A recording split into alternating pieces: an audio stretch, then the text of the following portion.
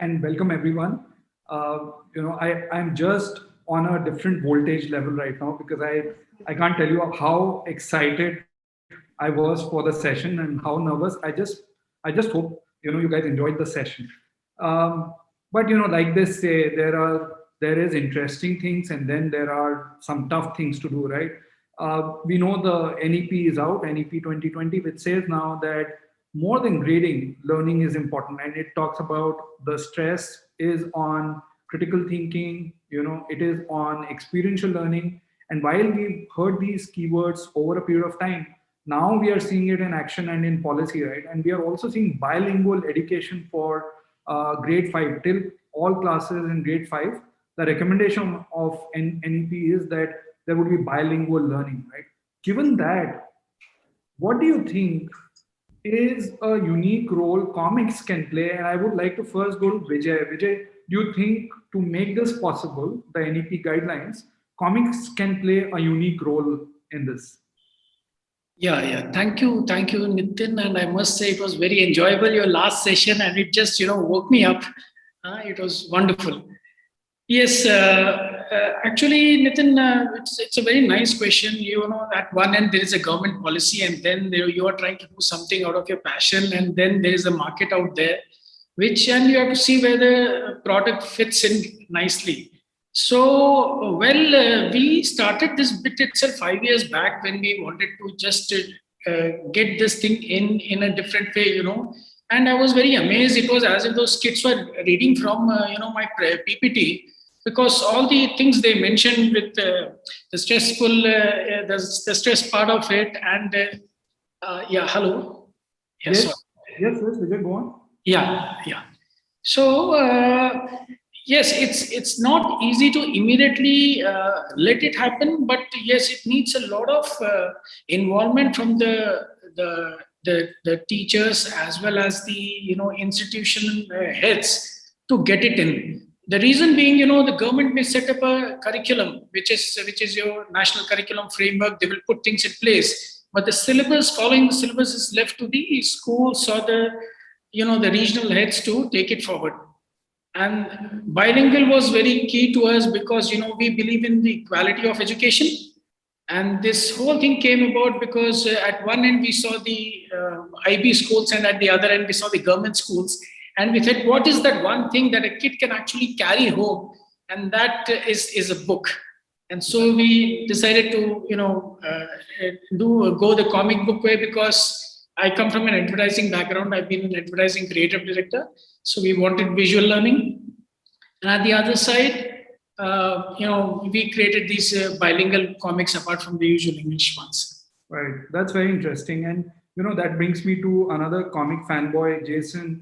Jaison, my man, can you please help us understand what does teaching and learning, like especially as a learner, right? What does learning the comic way mean to you? Like when someone says, okay, learning the comic way or teaching the comic way, what does it mean to you? So first of all, I must say, Nitin, the session was crazy. I agree with Vijay. I felt like I was a student and I was like, my God, these kids are so ahead in their times. And I just remember saying, I long back had heard this somewhere where, I don't know from where, but it was that this generation's philosophy will be next generation's common sense. When I heard these kids, I was like, my God, Jaison, either you were very slow or these kids are very fast. Clearly, these kids are very fast. So I was really impressed. Absolutely. Okay, so now teaching the comic, I am going to give you my personal testimonial. Okay, and this is really, I'm not ashamed of it. So I come from Delhi initially, and Delhi 20 years back, English was not the normal language spoken everywhere. Even though I was studying in Don Bosco school, still in normal life, we used to speak in Hindi. So that time there was a comics called Archies, which was very expensive. So I used to borrow it from my friend. And believe me, it's a fact. I used to read Archies. I used to make notes from it because it was the Western language, which was updated, which was still not there in India. And the slang and the jokes. And I used to use them in daily life.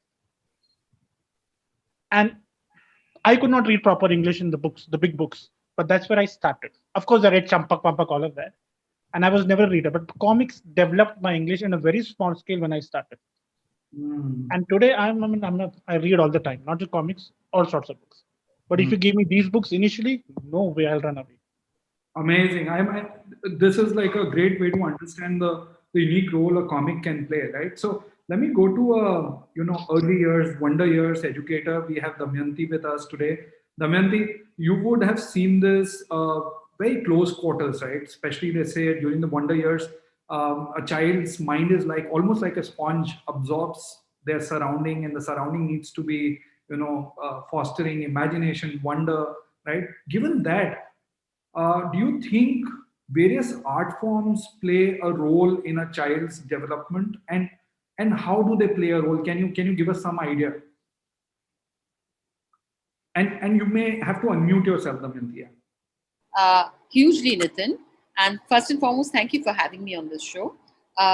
Yes, of course, arts, performing arts, art in any form provides, I would say, a lot of food for the wonder years, because that is how creativity develops. That is how they learn to be free. That is how they learn to be confident.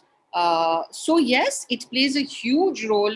I mean, imagine being able to, imagine being able to dance, to perform on the stage. It adds a lot of, it is not, it adds so many dimensions to their personality. It helps them to believe in themselves. Huge. It has a huge impact. I'm a very, very firm believer of it. Yes.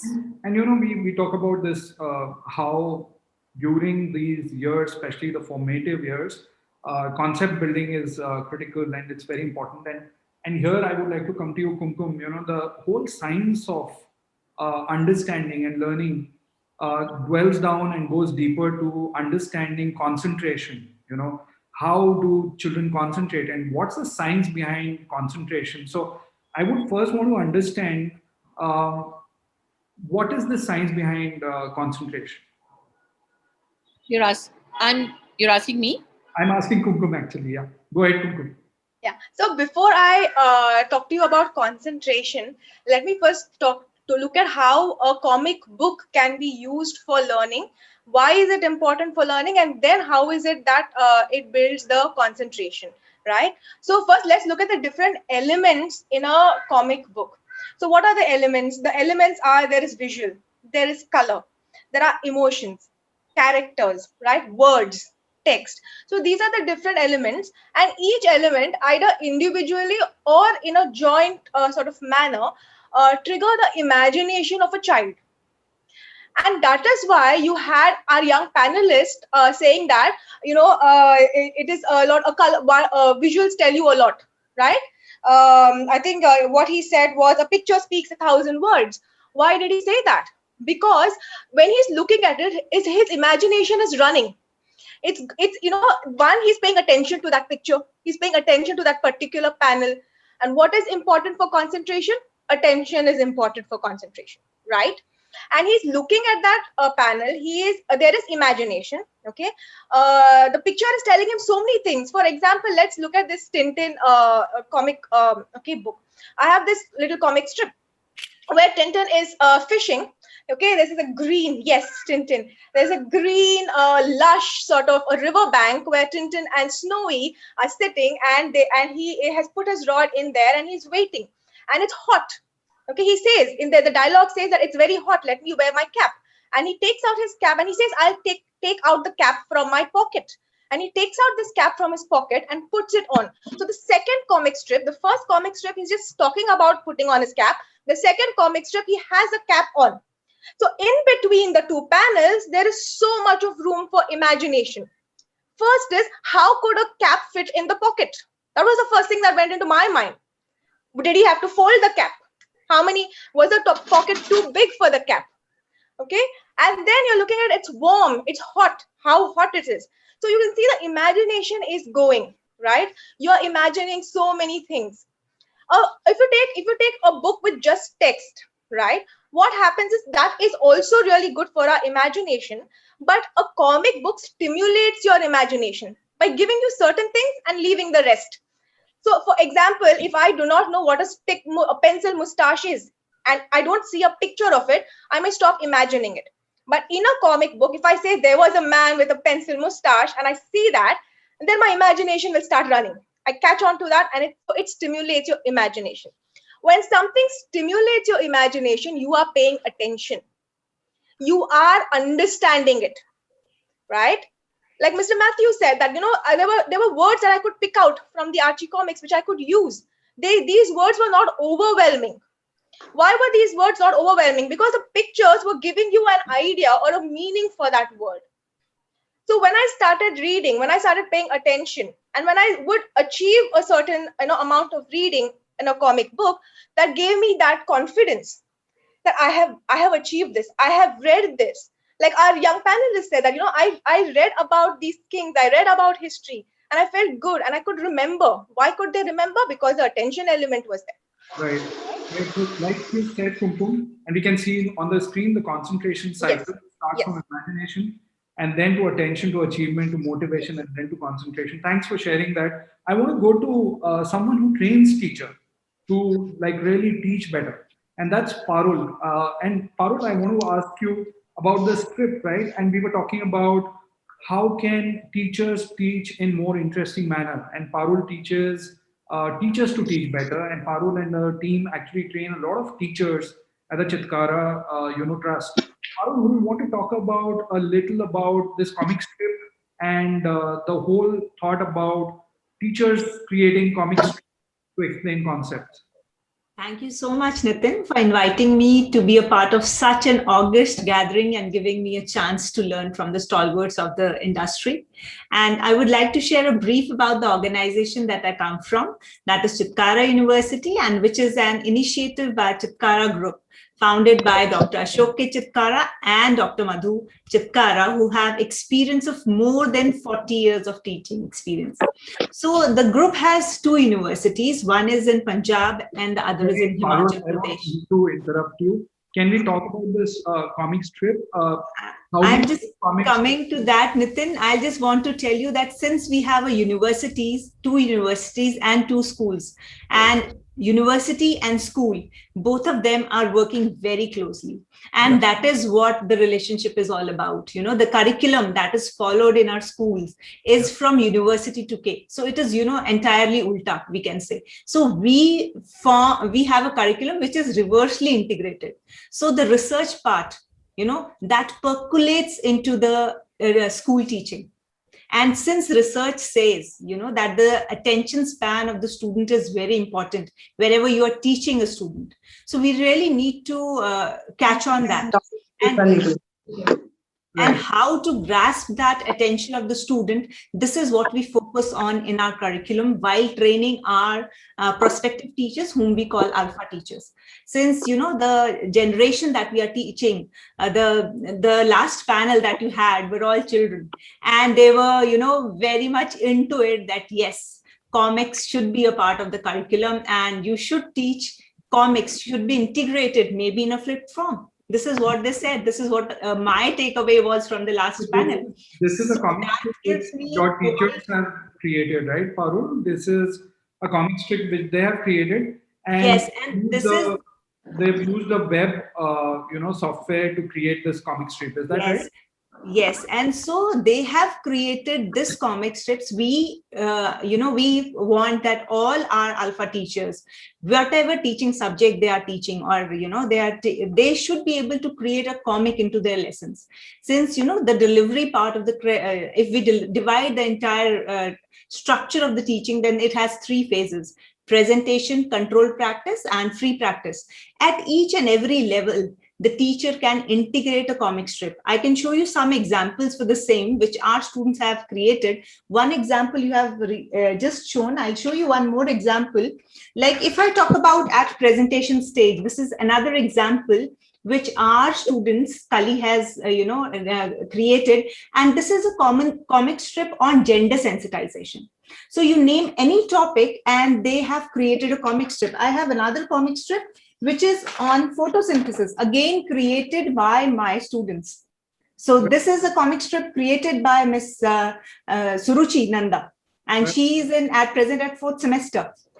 Thanks, Parul, for sharing that. Just going to Jaison now. I'll come back to you. Jaison, We talk about attention span, right? And today's learners actually don't have much attention span. It's like 10 seconds, 15 seconds. We talk about 20 seconds.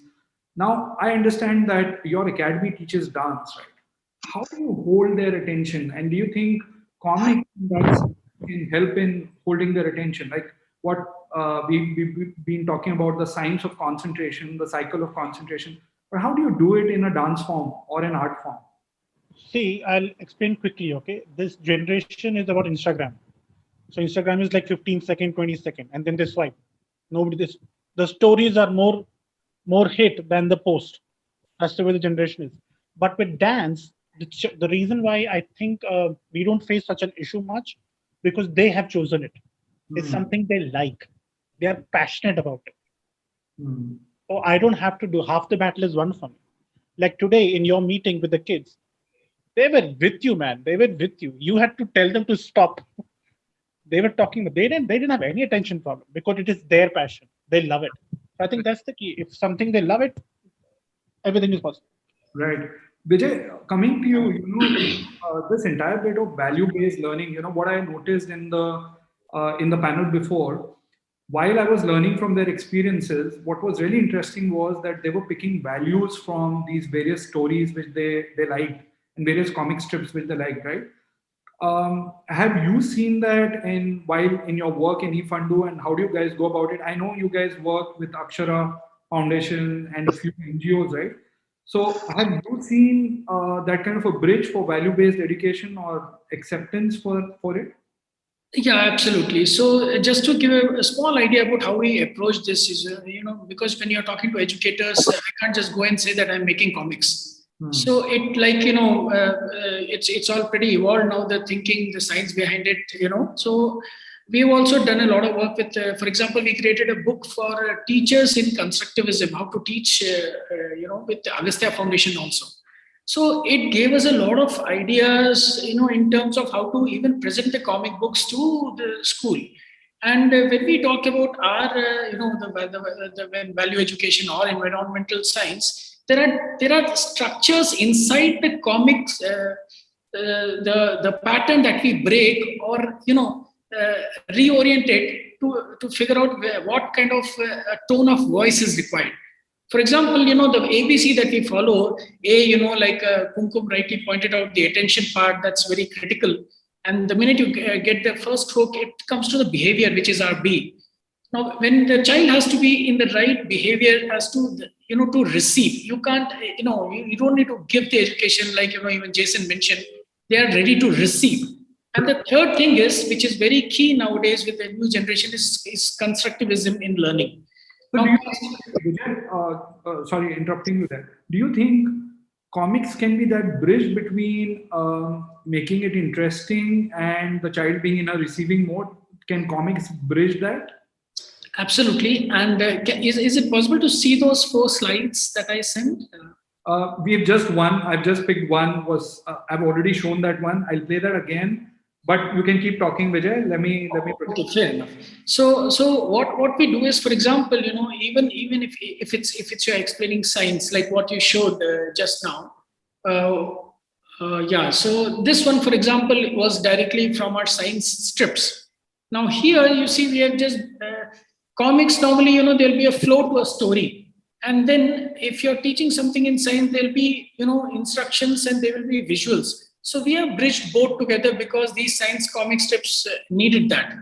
And this whole thing came about because a child asked, if he's a doctor, why doesn't he have a medicine for corona? And this led us to think, can we tell the child that there is something called a virus, there's something called a bacteria. So here we are using the storytelling of comics, but we are also using the instruction of, a diagram or, in a simpler way. We are merging both these things. Similarly, if it is to do with the values that you mentioned, can I do a small screen sharing out here? We unfortunately don't have time. Vijay. Okay, no problem. So we'll tell you a small thing that we did on values with the UNESCO. There we had to talk about body safety rules. So there you can't go and use comic and humor out there. So it's you are leaving the message out there. So when you are telling about about guilt, also, personal body safety rules. We're using comics over there as illustrations more than, using storytelling, but in a more direct way. And, how a child can actually approach either a principal or a police, and there is, and the counselor and the teacher, and there's nothing to really worry about. So when you talk about values, it's a simple thing that we try to look out 3 things. Again, I try to put it down to 2-3 words. If there has to be curiosity, and creativity, these 2 things can actually give you the confidence to build the character. Right. This is the moral values or the value system that we are trying to build in with our content. Got that, Vijay. So Damayanti, coming to you, right? Grade 1 to 4, and we were talking about this backstage. I understand there's already an introduction of comic book, right? In terms of learning. Can you tell us a little about that, and just unmute yourself before you speak? So that, and the reason I'm coming to you is because value-based education has already found a very ready acceptance inside the classroom, especially in sociology, in history, in civics, all these social sciences, right? But do you think, is this a good idea to introduce comics, and do you think it's practically possible? And second, can it be then taken to higher grades and go beyond grade 4? Sure. So to answer the first part of your question, Nitin, the reason why, now when I was listening to these wonderful children talk, see, the first reason why a child is attracted to the comic is, one is it's visual. Second is the language is very simple, so they understand very easily. Once they understand these very complex thoughts and ideas, these very deep, see, a comic can be a comic and can be a representation in a pictorial form, but it doesn't take away from the profundity of it, what it teaches, essentially. So that is actually what we have leveraged in school. So through stories of animals, of heroes, we have introduced the comic because it's easy reading and children take to it, as you have seen. And through that, we have tried to introduce, and there are for every module, we have little follow-up activities, so that the idea is that they dwell on those thoughts. We are not moralizing, we are not preaching, we are not talking down to them. We are, as you said in the opening, that they are super absorbent at this age. They're like sponge. So we are hoping that over a period of time, it will get absorbed into their system, basic values, principles of life. I mean, I'm talking about the universal ones which we require to train our children in. Yes.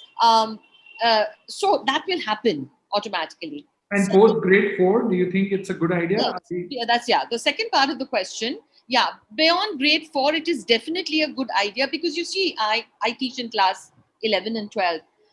So the thing is that if you take the story of our heroes, if you take the comic strips, if you take the Amar Chitrakatha, for example, they have so many stories. Like, a story can be simple as it can be complex. So if you take the story of this Ramayana, all right, you see, Ram was a good king. He was a good brother, but was he a good husband? That's a point I would like to discuss in my sociology classes, psychology. Let's look at the society of the times. Let's look at so yes, you can leverage it. You can use it in any which way, stretch it in any which way if you want. You need to be a little imaginative, that's all. Right. Parul, you spoke about earlier in our backstage chat, right? How students can create better comics, and you've seen that happening, especially in higher grades and things like that. Do you think it's a good idea? And do you think, Damayanti has talked about, it is definitely possible. Do you think there would be any challenges to bring in the comic way of teaching? And what does that mean to you, teaching the comic way? So teaching in a comic way, definitely there are, I would rather say there are not challenges. These are the opportunities that we have as a teacher. So as a teacher, we really need to tap upon those opportunities. As a teacher, we need to understand what is the crux of the lesson that we want to impart, and working on that crux and revolving around that concept. Creating a comic book for a teacher is a creativity in her hand, which she can showcase in her class at any level, and I'm not just talking about, school education, but I'm also talking about higher education, wherein I can showcase you one teacher's Excel sheet. This is a new e-newsletter that we share with the entire fraternity of Chitakar University. Bring it closer, Parul. Bring Yeah, it. please, if you can see, I hope it is visible, wherein we not just share that what are the advantages, but we also share what research says that how comics can be used in disaster management, how it can be used as a teaching tool in law, how it can be used in art and humanities for teaching communication, in engineering, in MBA, in pharmacy, in architecture, and you name any area. And we have research-based evidence of this, that how it can be used. Right. This guy is back. Okay? This guy is back. Yoda is back. So, and we have what, 5 minutes. So, in fact, less than 5 minutes. So, closing questions, and we will go a little rapid fire. Okay, rapid fire, because this guy can actually create a lot of fire otherwise. So, Yoda is asking you the first question, which is comic inside the classroom, all subjects, or start selectively and then go to all subjects? Anyone can go first. All subjects. All subjects. Okay, I Vijay. say start selectively and then.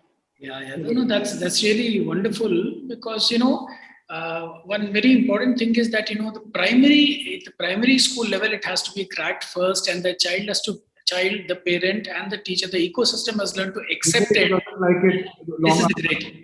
He doesn't like it. Long answer. So going to Kumkum. Kumkum. Okay, just one line answer is from textbook to toon book. Okay, he likes it. Okay. Kumkum. All subjects. All subjects. Okay. Jaison, what do you think? All subject, but a mix of both text and cartoon. Okay. Balance we should have. Great. Last question, guys. What do you think would be the way to assess a comic book's effectiveness? Okay, as a resource material. And I know, some of us are at a stage wherein we are not facing that challenge. But I know this by talking to a lot of people who are doing some deep work like Vijay, that there is that challenge in terms of assessment for a comic book. So any ideas? And again, you will have to be crisp, because this guy is in a hurry, Yoda is in a hurry, right? So anyone can go first. Okay, I'll just give a brief idea of that. Assessments has been a requirement of impact testing. So what we have done is we have created the assessments in the app. So people who really want to take the assessment on the comic lesson that they've studied can do so in the app, or not do so, because nobody wants to rob the fun of learning from the student. Right. And one related question to that, Damayanti and Parul, do you get any feedback from students or other stakeholders about the use of comics? Do you have any feedback, qualitative, quantitative? In fact, if this question would have come to me earlier, I would have shared the testimonial of my student who is at present working in a school, and she is sharing her experience that her students really like comic strip as a pedagogy in all the classes. Okay. That's one tool they really want to encash on. They really like it. And then the quick one. So quickly, I'd say that we've just started it. So I've yet to get feedback from the children, which is really the source that I'm looking at. But yes, the parents have been very appreciative of the move. Yes. Okay, great. Kumkum, Jaison, any views? Yeah, I would say, is the comic book engaging? Is a child being observed by the comic book rather than consumed by it? So engaging, and the child is improving their skills. Oh, this guy is now in a hurry. Okay, so Eric is here, and it's time for me to say bye, and all of us to say bye. Guys, I'm really sorry for cutting you and keeping it crisp and short. Just trying to adhere to the timings. Thank you guys for having me.